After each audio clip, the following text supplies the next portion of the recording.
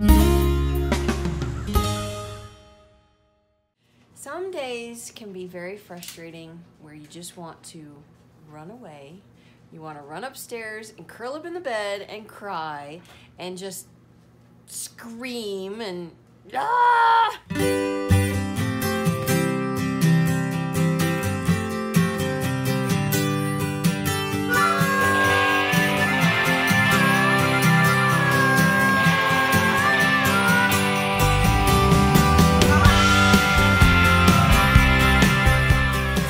I was being a bit dramatic earlier.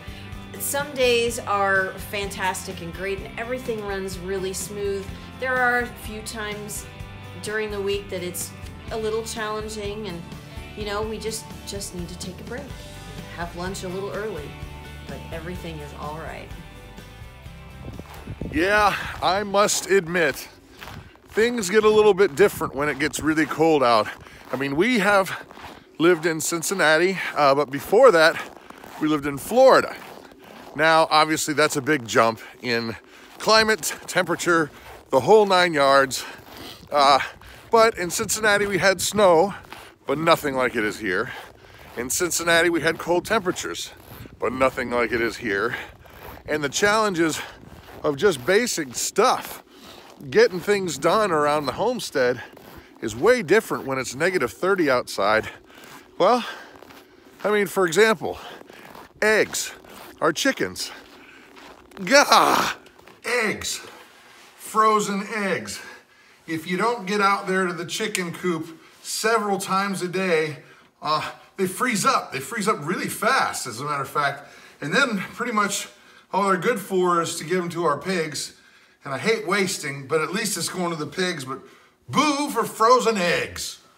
Now, one quick note before we go any further in this video. I think that it could be perceived that we're coming off, or I'm coming off rather, as whining. I want you to know I am not whining. I am actually having a blast.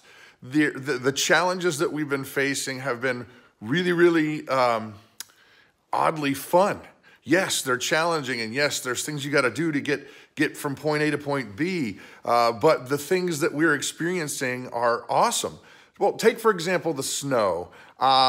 Pushing the snow around, it seems like a mundane chore to a lot of people, but I just really love it. Obviously, when you're living in an atmosphere that has lots and lots of snow, you're going to have a lot of challenges that go along with that. Just getting around, moving vehicles, moving hay, moving, you know, feed, and getting from point A to point B to make sure that your animals are okay, the family's okay, that there are ways to get around and do things. So the snow definitely does pose challenges that you don't really, I guess, realize until you've been in the atmosphere that really is going to test you.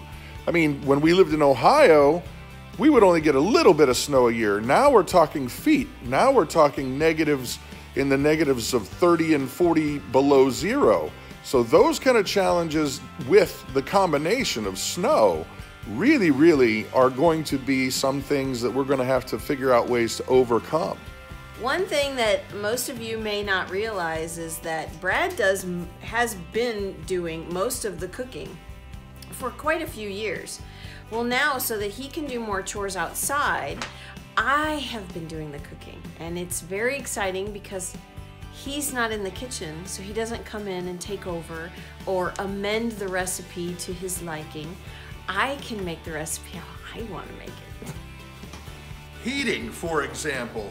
We ended up getting a bunch of wood. We got tons of wood. We got 8 cords of wood with the intention of heating our house pretty much with very minimal money involved. Well, however, there's an issue with that too. We fortunately, and I do say fortunately because this is a huge blessing, we did get the chimney inspected before we started using, and thank heavens that we did, because the inspector came back and said, hey, this chimney's had at least 2, maybe 3 chimney fires in it, and there's big chunks of the the fire brick are gone. If you use this fireplace, you'll probably set the place on fire. Don't use it. Which means we are heating our house with propane. And I gotta tell you what, the propane has been a pain in my, yeah, it is pricey and we are burning through it like you would not believe. And well, even just a simple little thing like me having to go out and check the propane tank can be particularly problematic.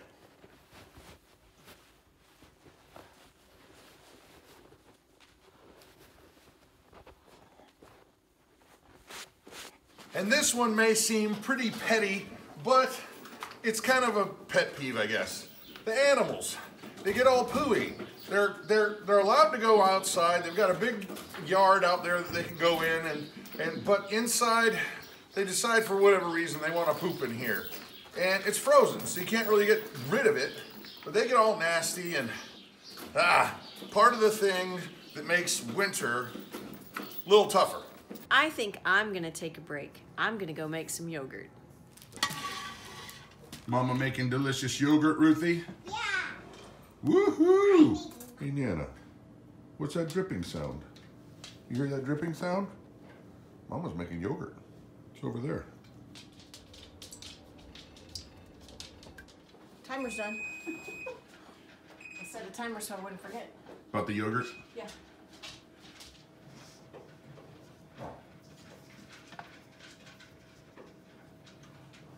I love using these wide mouth mason jars for yogurt. It's easy to clean and you can get the yogurt in there very easily. 1 down, 8 more to go.